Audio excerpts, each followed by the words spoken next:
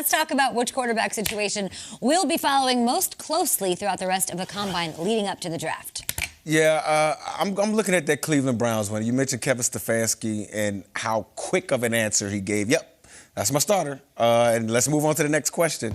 And I go back to last year. You look at with Baker, his numbers. He only averaged, 215 yards passing, which is the least amount in his entire career. And to me, the jury is still out on Baker Mayfield. I know he was the first overall pick, and I'm not going to crush him like some of our people on our network does. I'm not going to crush him, but at the end of the day, I mean, was he that much better than Case Keenum when he was hurt? I don't know. I don't know if he's that much better than Case Keenum, even when he's all the way healthy. Yeah. And this team is led by the two running backs in Nick Chubb and Kareem Hunt, and that offensive line in the running game and playing tough defense. I just don't know if this team can consistently, lean on Baker Mayfield's arm to win games. I just don't think. Do they have to? What if we don't? I mean, to be fair to Baker, they don't ask him to do that, right? They don't ask him to do it because the run game is so awesome. Because Bill Callahan and that offensive line, they road grade people, but there comes 2 or 3, maybe 4 times a year. Especially in the postseason. Especially in the postseason where you need your quarterback to put the team on his back.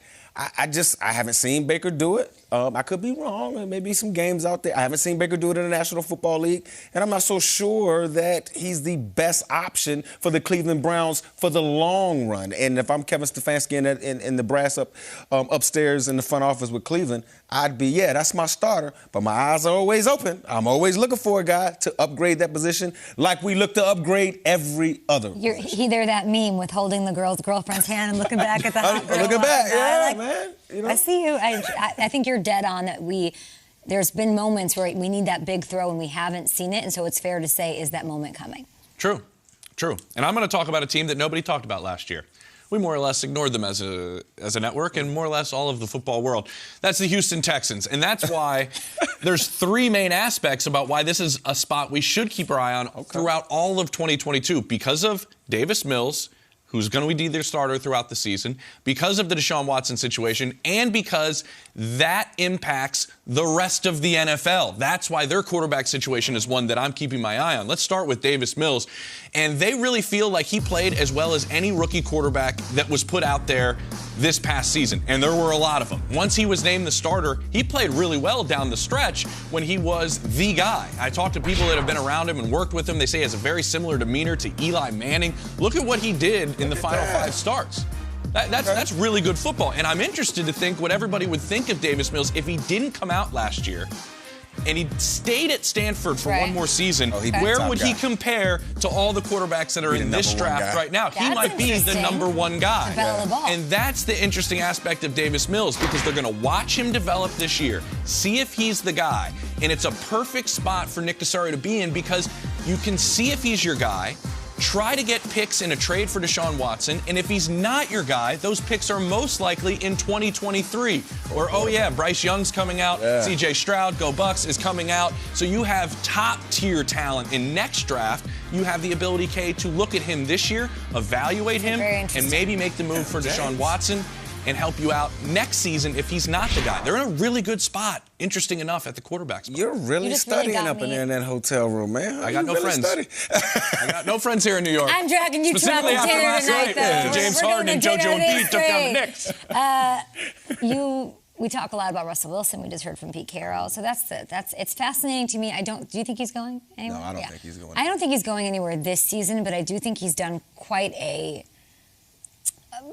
measured setting the table for a future departure. He's been on reconnaissance missions. I think it's just not clever, but just measured is a good word for it. I'm keeping my eye on him. He's clearly not thrilled. Just say what you want. The way things have been, but he kind of did, right? Then there was a list of teams that were put out there. I just feel like this offseason is Seattle's last chance to empty the bag for him, to say, we want you, we're going to load you up, we're not just going to tread water in what is a wide open NFC West. I think that's what it is. They might not have a first-round pick after Jamal Adams, but they do have nearly $35 million in cap space, 7th most in the league. So maybe you do throw some money at that offensive line and make it a Velveeta cheese block instead of a Swiss. You know what I'm saying? Maybe you fix that for him a little bit. Maybe, I don't know, you upgrade a secondary.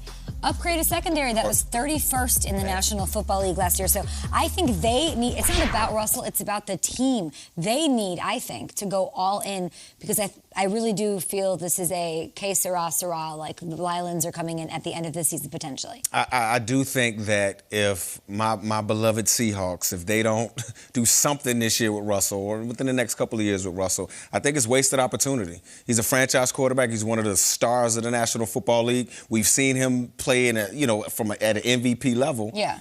He's just, for whatever reason, to me, it's a philosophy thing.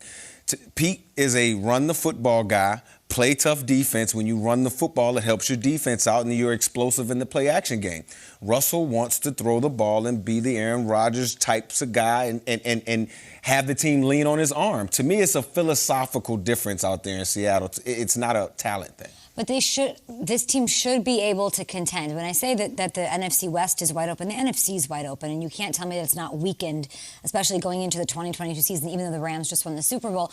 To me, it's more stagnant. Is that a good word for the... Seattle hasn't been out of the divisional round in 8 years, 9 years? What are you doing to spice it up a little bit? And again, get saucy. That's when the team basically said, hey, Richard Sherman, hey, Michael Bennett, hey, other guys that were here that were big-time leaders in the locker room, you got to go. We got to pay our quarterback, and this is now our quarterback's team.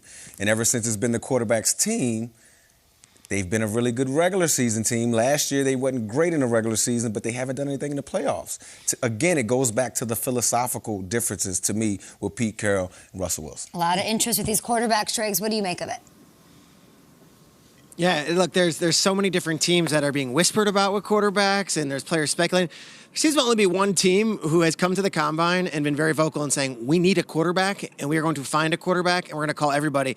And that's Ron Rivera's Washington Commanders. They're sitting there with the 11th pick in the draft, so it might be a draft pick, but they're also actively pursuing other quarterbacks. I find it fascinating that Rivera and Mayhew and those guys there, they're not hiding their cards close to the vest. They are actually out there proactively saying, we need a quarterback. We want a quarterback. So you look at names like Jimmy Garoppolo. If he's on the trade block, as John Lynch seemed to indicate yesterday, is Jimmy Garoppolo an upgrade from what they have, and can Jimmy Garoppolo take that Washington team to the next level? You look at Teddy Bridgewater. You look at Cam Newton, maybe a return with Ron Rivera. And then you start looking at some of these other college prospects who will be out there behind me today. Does Kenny Pickett go 11th, and is he the quarterback for the Washington Commanders? And here we go. Very possible.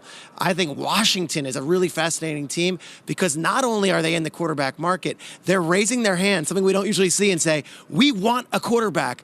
Who is going to be that guy, and who is going to be leading that team out of the tunnel? Because just 2 years ago, they had one of the best young defenses in the league, and they were playing in a playoff game, giving Tom Brady fits. I can't wait to see what happens with Washington because new logo, new feel, new energy. They need a quarterback.